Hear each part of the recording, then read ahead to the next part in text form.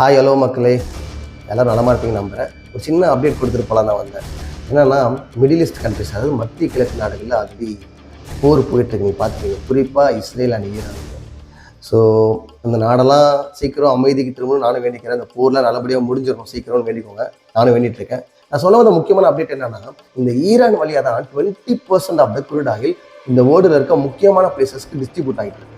So இந்த போர் நடக்கிறதுனால இந்த குரூட் ஆயிலெலாம் வராமல் அங்கங்கே கப்பலில் நிற்குது வராமல். ஸோ இதனால் பெட்ரோல் டீசல் விலை ஏறதுக்கான வாய்ப்பு இருக்குது. பிகாஸ் அந்த வழியாக டிஸ்ட்ரிபியூட்டர் ஆகிற முக்கியமான கண்ட்ரி நம்ம கண்ட்ரியும் இந்தியாவும் ஒன்று தான்.